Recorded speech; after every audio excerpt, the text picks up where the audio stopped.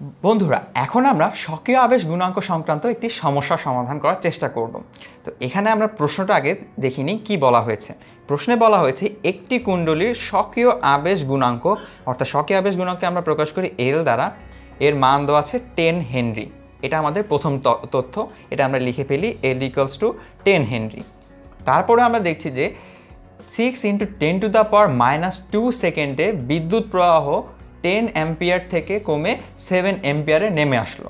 অর্থাৎ এটি হচ্ছে সময়ের পরিবর্তন, যেটাকে আমরা বলবো ডিটি ইকুয়ালস টু 6 × 10⁻² সেকেন্ড। এরপর আমরা দেখতে পাচ্ছি বিদ্যুৎ প্রবাহ 10 অ্যাম্পিয়ার থেকে কমে 7 অ্যাম্পিয়ারে আসলো। অর্থাৎ বিদ্যুৎ প্রবাহের পরিবর্তন হচ্ছে 10 আমরা লিখতে পারি 7 - 10। এটা হচ্ছে আমাদের বিদ্যুৎ প্রবাহের পরিবর্তন -3 অ্যাম্পিয়ার। আমাদের কাছে জানতে চাওয়া হয়েছে আবিষ্ট তড়িৎচালক বল কত, অর্থাৎ আমাদের কাছে জানতে চাওয়া হয়েছে এই ই এর মানটা কত। তো আসো আমরা এই সূত্রটা লিখে ফেলি। এর সূত্র হচ্ছে -L × d/dt/I। তো এখন আসো আমরা তাড়াতাড়ি এই মানগুলো বসিয়ে দেখি।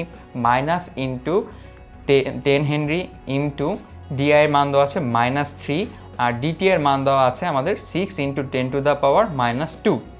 তাহলে চলো ক্যালকুলেটর একটু হিসাব করে দেখি ফলাফল কি আসে।